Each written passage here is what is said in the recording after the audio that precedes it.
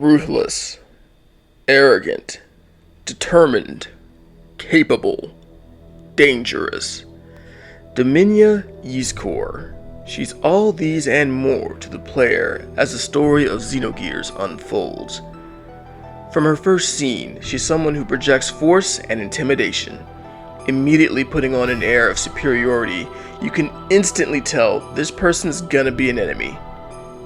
When Faye and Rico initially encounter her, she's determined to drop a bomb into a nearby power reactor, which will result in the destruction of the entire city and population of Kislev, just to take out the contact. What kind of person do you have to be to take out an entire city? Not just someone who's doing it just because they're following orders, but someone who actually wants to do it. Someone who justifies the killing, the slaughter. What kind of trauma would produce somebody like that? Elru was a country that began to have the stirrings of rebellion against Solaris. How was this possible? Was Shivat involved? Or did Solaris orchestrate the rebellion themselves for an ulterior motive? Were the people of Elru especially clever and strong? The answers are lost to the pages of unfinished lore. However it happened, Solaris determined Elru was to be destroyed, and Ramses with his squad was sent to wipe out the country. When they arrived, a fully unleashed id was there, and all of Elru and its population was completely destroyed. All except at least one survivor. We can still see how permanently the PTSD of Elru has affected Ramses. He was 18 at the time, a fully trained soldier, rose through the ranks of Solaris. He still wakes up in a cold sweat, heart pounding with nightmares. The incident shaped his whole identity and underscored his obsession that he has with Faye. We don't know exactly how old Dominia is in the game or how old she was at the time of the destruction. But what we can tell from the context clues given to us in Perfect Works is that Ellie, Dominia, and Calvina attended Judge End at the same time, as they are all listed as friends. Ellie is 13 when she enters Judge End, so it's reasonable to assume Dominia is about the same age. So imagine someone who's 12 or 13 experience having their whole family, their whole country, their whole culture, their whole people's history absolutely brutally destroyed right in front of their eyes, and destroyed by an entity with unbelievable power.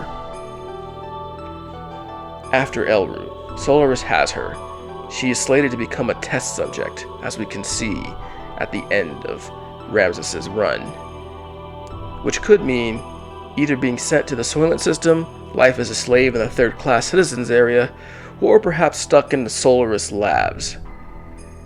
But Karan Ramses recognized her innate strengths and talents and rescues her from a grim fate, instead placing her in the elite Judge End Academy, ultimately becoming one of the elements.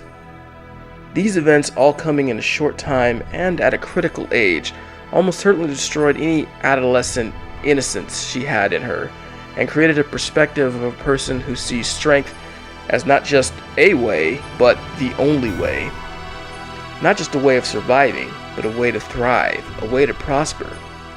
Weak people get killed, used as slaves or test subjects. Only the strong survive and get to do what they want. Certainly Ramses' own personal beliefs of strength over everything must have rubbed off on her. The parallels between Ramses and Dominia are also quite great.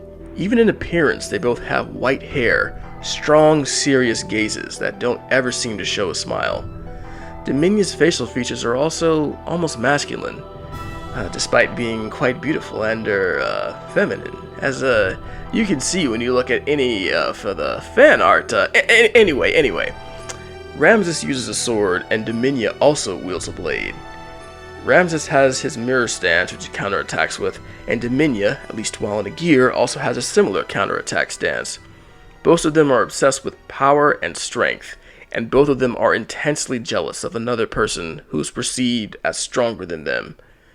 Ramses obviously obsessed with Faye, and Dominia obsessed with proving her might is right philosophy rather than Ellie's respect all life outlook. Multiple times throughout the game, we see her insecurities and need to prove herself. She resents that Ellie is a pure-blood Solarian who has immense amount of other power, but that she chooses to sympathize with the Lambs. To Dominia, Ellie turning her back on Solaris and her class is a cardinal sin. Solaris and Abel are the height of power and influence. For Dominia, abandoning that life flies directly in the face of everything she has believed in, everything she's worked to accomplish, everything she's built her identity on. Compounding her insecurities is her place among everyone else in Solaris. An obvious demi-human, she has other disadvantages as well. For example, if you had to guess, who would you say the Element's leader is?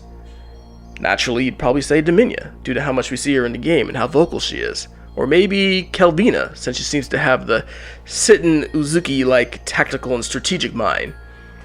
In actual fact, the Element's leader, aside from Ramses of course, is Seraphita, the bunny. I'm not kidding either. Take a look at PerfectWorks, and unbelievable, Seraphita is the leader of the team. All of this, the insecurities, the influence of Ramses, the destruction of her home and family, constant pressure to perform or lose her place in the world, especially a class-based place like Solaris, form the person who can drop a bomb onto a city and justify doing it. Dominia is such an interesting person in the story of Xenogears. Initially I thought, here's just a one-note character, and in many ways, she is that. But it's really what's not said, the subtleties, the implications, the details that are in between the lines of the game that really make her special. What would a lone survivor of a massacre raised in the shadow of obsession turn out like? I think you'd get someone a lot less like some anime princess or Batman, and probably a lot more like a ruthless killing soldier. The narrative of Xenogears is steeped in tragedy, but in the second disc we do at least see some glimmers of humanity, perhaps even some growth.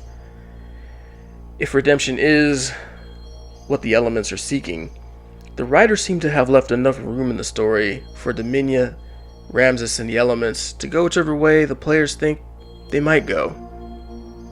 But what do you think? Would Dominia and the elements join up with the party at the end? Maybe help take on Duas or his angel army? Would they evolve into a new group of heroes and protectors? Would they simply retire to a peaceful life somewhere on top of a mountain and fade away from the world? Maybe they might subjugate another group of people because they're all from Solaris and that's how they live.